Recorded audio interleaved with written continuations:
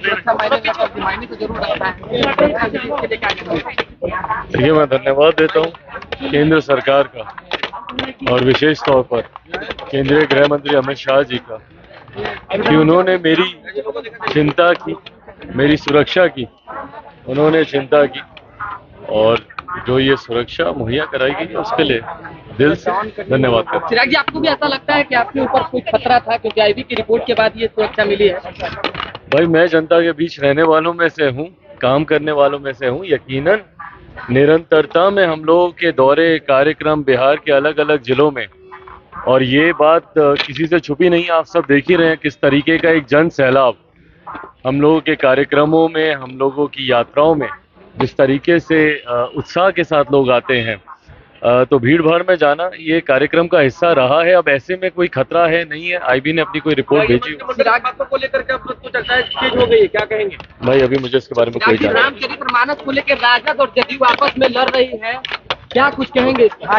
सबसे पहले तो मैं पुनः दोहराता हूं कि जो ये बयान दिया गया है शिक्षा मंत्री के द्वारा, इससे ज्यादा अशोभनीय, निंदनीय और शर्मनाक और कोई बात नहीं हो सकती। एक प्रदेश का शिक्षा मंत्री की ये जिम्मेदारी है कि वो प्रदेश को एकजुट रखने का काम करें। उनकी ये जिम्मेदारी है कि वो छात्रों में एकता का भाव दें। ऐसे में अगर प्रदेश के शिक्षा मंत्री ही बंटवारे की राजनीति करने लगे तो उस प्रदेश के हालात क्या होंगे। पर शिक्षा मंत्री भी उसी नेता से सीख रहे हैं जिन नेता ने हमेशा से बंटवारे की राजनीति कर कर ही सत्ता हासिल की है।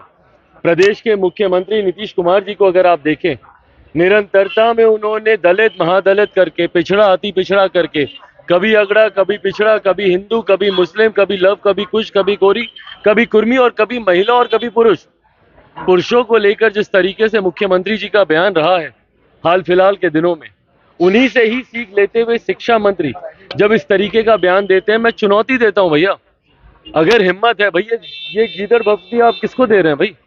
अगर आप में हिम्मत है तो आप बैन करके दिखाएं ना रामचरितमानस को। आप तो प्रदेश के शिक्षा मंत्री हैं। अगर आप सही में मानते हैं कि ये इतना खराब ग्रंथ है तो आप इसको बैन करके दिखाइए।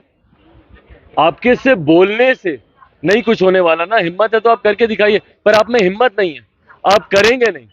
आप इस तरीके के बयान से बिहार में बंटवारे की राजनीति को साधने के लिए, और खास तौर पर जो ज्वलंत विषय है, आज की तारीख में चिंता होनी चाहिए थी सबको बक्सर की। क्या समाधान निकाला? समाधान यात्रा पे निकले ना मुख्यमंत्री जी, क्या समाधान निकाल दिया इन्होंने बक्सर का? क्या वहां का समझौता हो गया, समाधान हो गया? वहां पे किसानों की मांगों को इन्होंने पूरा कर दिया? एक मुख्यमंत्री ऐसे जो कि समाधान निकालना तो दूर, समाधान को, समस्या को और बढ़ाने का काम करते हैं। वहां पर किसानों को जाकर देखिए, कल सुबह हम गए थे वहां पर, किसानों के हालात देखिए बक्सर में।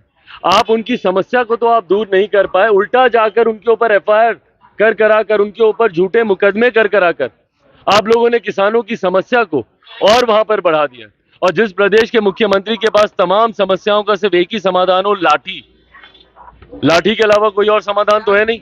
छात्र सड़क पर निकलते हैं तो लाठी चलाते हैं, शिक्षक सड़क पर उतरते हैं तो लाठी चलाते हैं, अभ्यर्थी सड़क पर उतरते हैं तो लाठी चलाते हैं। वो मुख्यमंत्री प्रदेश का कोई समाधान नहीं निकालेगा। और ऐसे मंत्री जब बयान देते हैं, इसका क्या समाधान निकाला मुख्यमंत्री ने?